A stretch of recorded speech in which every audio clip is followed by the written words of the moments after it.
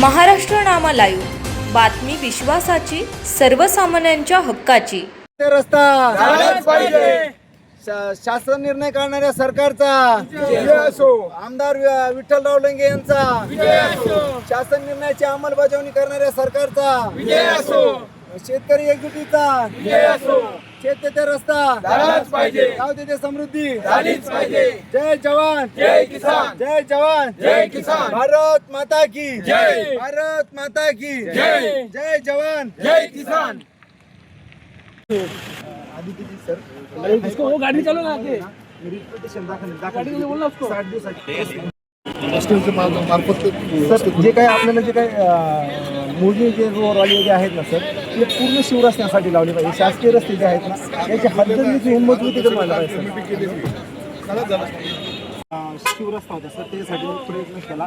हायकोर्टाने दाखवले 60 रस्ते राज्यातून जर सगळे शिवरस्ते जर खुले झाले तर शेतकऱ्यांचा वाद शासनाने काल पानंद रस्त्याचं काल केला ना निर्णय नवीन, महसूल विभागाकडनं सगळं हे करायचं, खुले करून त्यांचं सीमांकन सगळं त्यांना नंबर देणं. सर, छत्रपती महाराज अभियान काढलं सर, परंतु त्याची ग्रामीण गावापासून जी अंमलबजावणी झाली ते सर होत नाही. आता नवीन काल दक्षता समिती बनली सर, परंतु अंमल ग्राम समिती स्थापन आहे.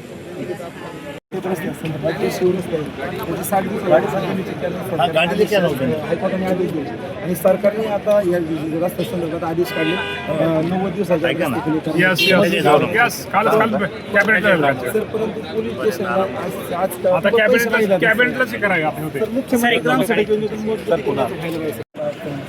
एक शिवरस्ता होता त्याच्यासाठी राळीगंज सिटी आणि नारायणगाव, त्याच्यासाठी मी रिट पिटिशन दाखल केली की हायकोर्टाने त्यासाठी आदेश काढले तर 60 दिवसाचा.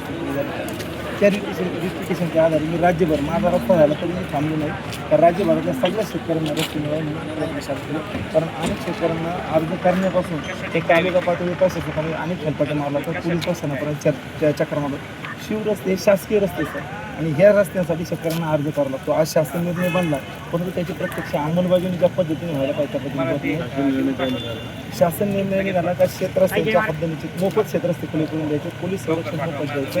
आणि आता एक महाराष्ट्र अभियान छत्रपती महाराष्ट्र अभियान त्याची अंमलबजावणी प्रत्यक्ष झाली तर जिल्हा समितीने तालुका समितीचा आवाज घ्यायचा, तालुका समितीने ग्राम समितीचा आवाज घ्यायचा. परंतु ग्राम समितीने कुठल्याही प्रकारचं काम केलं नाही, जिल्हा समितीने कुठल्याही प्रकारचं काम केलं नाही. हा प्रत्येक फार ठरतो सर. आणि पोलीस प्रशासनाने कुठल्याही प्रकारचं शुल्क आकारत नाही असं महसूल आदेश केला, परंतु अनेक ठिकाणी पैसे मागितले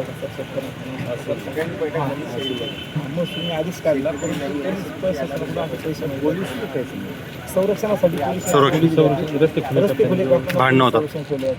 मुळात तर हा आदेश निघाला तर सगळ्या डिपार्टमेंटला तहसीलने आदेश द्यायला पाहिजे, परंतु ते शेतकऱ्यांना त्या ठिकाणी पोलीस प्रशासनाला सांगितलं जातं की त्यांना पत्र घेऊन जा, त्यांच्याकडून फी भरून जा, त्यांना फी भरावी लागते. अशा प्रकारचे आदेश मुख्यमंत्र्यांना निवेदन दिले. आपली अपेक्षा अशी सर, हे शिवरस्ते जे आहेत राज्यभरातले हे एका वर्षात हद्द निश्चित करून तुम्हाला टोपी 2 मिनिटं खाली सगळेजण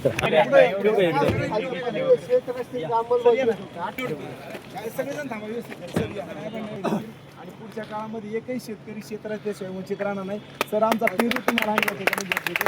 राज्यभर आमच्या प्रशासनाने एका ठिकाणी आमचे पेरू भेटले, आम्ही राज्यभर पेरू वाटले आणि आज तुम्ही आमचा पेरू शिकायला आणि आमचा पेरू आज गोड झाला पाहिजे सर. प्रत्येक शेतकऱ्याला माझ्या शेवटच्या भावाला दर्जेदार रस्ता मिळाला पाहिजे. हा पेरू लखनौ 49 हा गोडाचा. Thank you sir. नाही मी आपली गाडी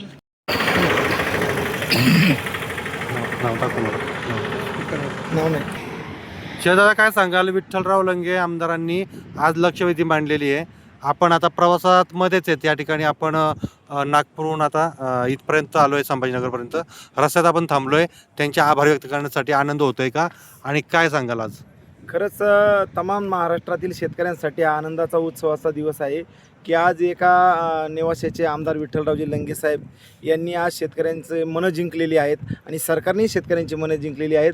या संदर्भात राज्याचे मुख्यमंत्री देवेंद्रजी फडणवीस साहेब असतील, उपमुख्यमंत्री एकनाथजी शिंदे साहेब असतील, उपमुख्यमंत्री अजितदादा पवार साहेब असतील, राज्याचे धडाडीचे मुख्यमंत्री महसूल मंत्री चंद्रशेखर बावनकुळे साहेब असतील, या सर्वांना शेतरस्त्यांच्या प्रश्नांवर आपण मुंबई येथे मंत्रालय येथे जाऊन शेतरस्त्यांच्या प्रश्नांवर विशेष शासन निर्णयाच्या अंमलबजावणी संदर्भात मुंबई येथे मंत्रालयात निवेदन दिले होते. त्या संदर्भात नागपूर येथे अधिवेशनामध्ये आम्ही राज्यभरातील तमाम शेतकऱ्यांनी त्या ठिकाणी जाऊन राज्यातील आमदार असतील, मंत्री महोदय असतील यांना आम्ही पेरू वाटप अभियान या ठिकाणी राबवण्यासंदर्भात एक निवेदन दिले होते. त्याचबरोबर शेतकऱ्यांचे टोपी शेतरस्ता जनजागरणच्या टोप्या असतील, परत त्याचबरोबर सह्यांची मोहीम त्या ठिकाणी आम्ही राबवण्याचा त्या ठिकाणी निवेदन दिले असता सरकारने तातडीने पहिल्याच अधिवेशनाच्या 8 तारखेला पहिल्याच दिवशी मुख्यमंत्री बळीराजा योजना आणून शेतकऱ्यांची मने जिंकलेली आहेत. विठ्ठलरावजी लंगे साहेब असतील, मुख्यमंत्री महोदय असतील, महसूल मंत्री असतील, उपमुख्यमंत्री असतील, या सर्वांच्या वतीने आम्ही आज सरकारचे प्रशासनाचे या ठिकाणी मनापासून धन्यवाद व्यक्त करतो. परंतु आजपर्यंत अनेक शासन निर्णय निघाले, त्याची पारदर्शक अंमलबजावणी झालेली नाही.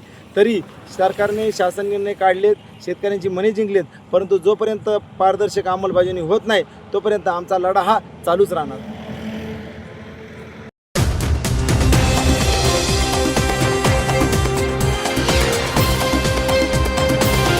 महाराष्ट्र नामा लाईव्ह, बातमी विश्वासाची, सर्वसामान्यांच्या हक्काची.